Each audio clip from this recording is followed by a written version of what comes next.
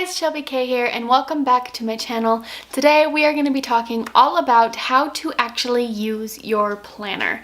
If you guys are anything like me a couple of years ago, or like a lot of people that I know nowadays in my own life, you love the idea of having a planner and organizing your life, and you think that your life would greatly benefit from having some sort of planning system. So you go and buy yourself a planner and then you barely use it. It sits on a shelf and collects dust. You open it maybe once a week. You open it maybe at the beginning of the week and start planning out your week, but then you don't look at it again at all until the next week. And you're just finding that you're not using it as much as you originally intended. Today, I wanted to go over my top tips on how to actually use your planner and so that you can organize your life a little bit better. Now, I do just want to preface that I am talking specifically about paper planners in this video.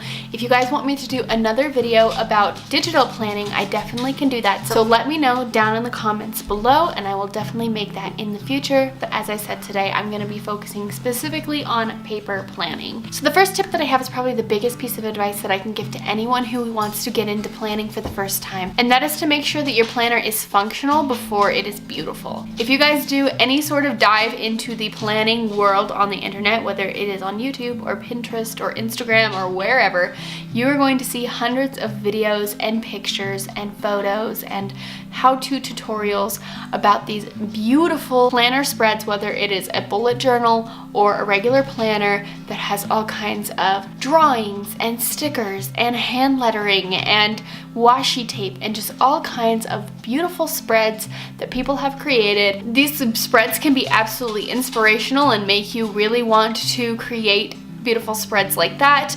But my biggest piece of advice is don't get lost in that. Especially when you're first starting off, you need to make sure that your planner is going to be functional for you before you worry too much about the details and the making it pretty part. This happened for me when I first started bullet journaling. I found bullet journaling online. I found some YouTube videos about it and people were creating these beautiful artsy spreads where they were drawing and using different markers and hand lettering. And it was absolutely gorgeous and I'm like, I could do this. I have always been into drawing and pretty handwriting and stuff like that, and I thought it was perfect for me to kind of express myself that way while also doing my planning.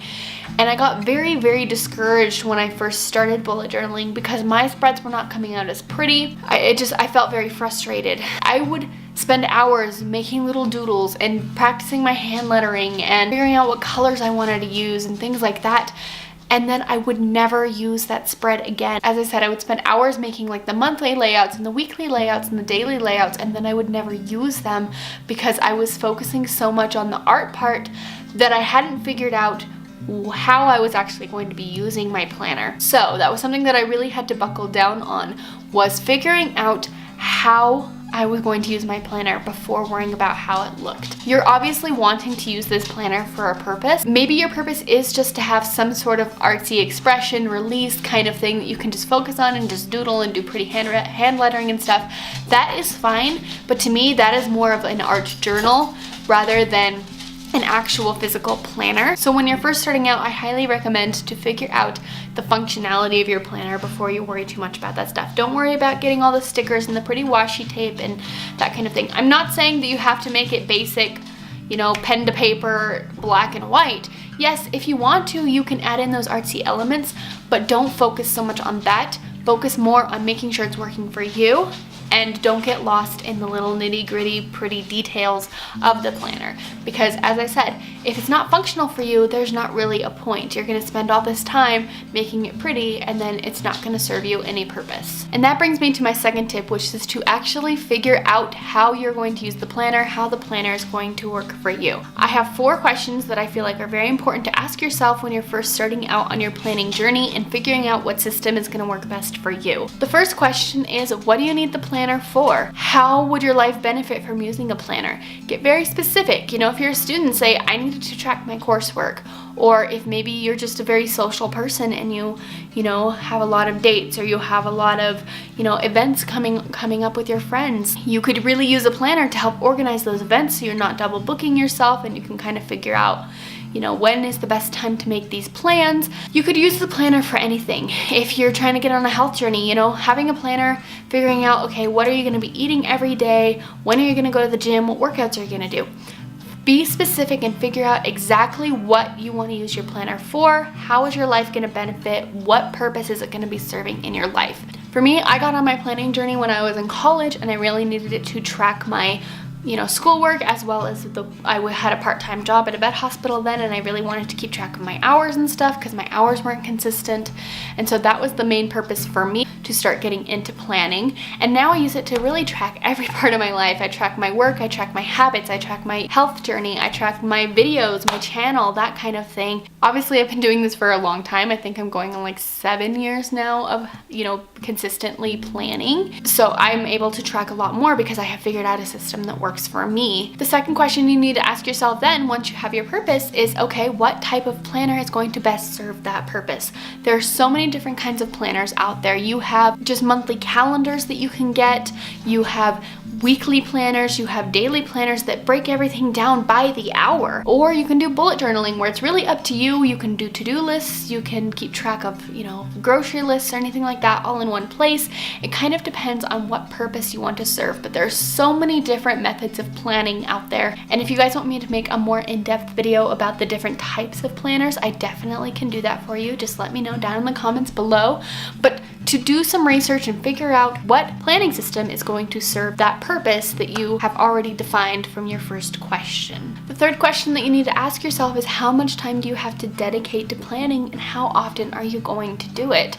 Is it going to be a daily thing? Is it going to be a weekly thing, a monthly thing? Well, if you're a student and you're taking maybe 18 credits in school, but then you also have a part-time job after school, you might not have time to dedicate to bullet journaling because you have to actually physically set up each individual layout and each individual page. You might not have time to do that. Maybe if you're starting a business and you work 60 hours a week and you just don't really have that much free time, maybe daily planning is not really going to be the best thing for you, and you're really just using your planner to track like the big meetings and the big events. Maybe daily planning really isn't the best for you. Maybe you'll need more like a weekly thing, and at the start of your week you look at, okay, I have meetings on this, and this day. Okay, got it. Yes, you'll reference it every day, but maybe you don't have time to actually sit down and plan out every single day. Really looking at your schedule and figuring out how much time do you actually have to dedicate to the planning process will help you figure out what system is going to work best for you, and it will really help you kind of figure out, do you really have time to add a planning system in that is more in-depth, or does it need to be something just simple like a simple calendar? And then the fourth and final question that you need to ask yourself when you're trying to pick out a planning system is, what do you want to track in your planning? Do you just want to track big events? Do you want to track homework assignments? Do you want to track habits? What is it that you want to track in your planner? Again, get as specific as you can. If you want to track your workouts, what specifically are you going to track? Are you going to track exactly how long you're working out, how many calories you're burning, that kind of thing? If you have homework assignments, write down specifically each thing that needs to be done for the homework assignment. Don't just write chemistry homework, right? I need to read pages 240 through 250 and do questions 1 through 5. Write down specifically what it is. Specific. The more specific you get, the more narrowed down you're going to be able to get your system, and the more effective it's going to work for you, the more likely you are to actually use it. Moving on to my third tip for how to actually use your planner, and that is to have some sort of key system. So what I mean by this is having some way to differentiate the different things you have going on in your planner from each other. I do this with a color-coded system. I talked about this a little bit in my planning system, but I do have a color-coded system where each event, each thing that I have to do, I highlight in a specific color, and each color represents a different part of my life. For example, purple is my YouTube channel stuff or my creative stuff. Green has to do with anything financial or work. Brown tends to be my health stuff, that kind of thing. But you don't just have to use colors. If you're someone who wants just a simple plain and black and white, that's fine. Do symbols. Maybe a little single dot is gonna be your school assignments. Maybe a triangle is gonna mean your workout. It helps you to be able to glance at your planner really quickly and see the things that need to get done and not have to spend too much time thinking about it. It really helps to organize everything that's going on in your planner, because believe me, planners can get very messy. If you have a very busy moment in your life, they can get very messy very quickly. So having some sort of key system can make it a lot easier for you to reference and make it a lot easier for you to kind of understand the different things you have going on at different times.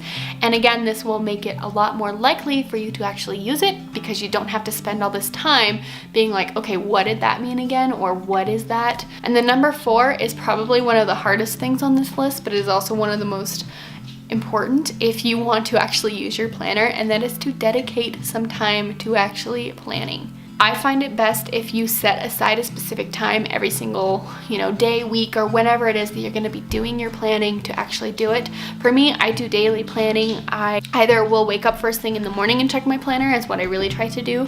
But at the very least, I am doing my planner before I go to bed. I am writing down what I need to do the next day. I'm filling out all of the habits that I have done throughout the day. And that is my system, is I set aside some time every single day to work on my planner. Setting aside some time is going to make it way more likely that you're actually going to use it, because you're actually going to have that time in your head, like, okay, I need to work on this. But having a specific time that you dedicate to just planning will make your life so much easier, and it will make it much more likely that you're actually going to stick to using your planner. And as I said, it will not just sit on a shelf and collect dust. So those are all of my tips. I hope you guys found this video useful. Let me know down in the comments below what kind of planning systems you guys are using. What are your guys' favorite planners? What are your favorite planning systems? That kind of thing. If you're not already subscribed, please be sure to hit that subscribe button, as well as the little bell notifications so that you are notified whenever I upload. Also, be sure to check out my Instagram, which will be linked down below, as I am going to be putting a lot of more updates for that channel and just being more active on that account. I would really, really appreciate the love. As always, I thank you guys so much for watching, and I will see you all in my next video. Bye, guys.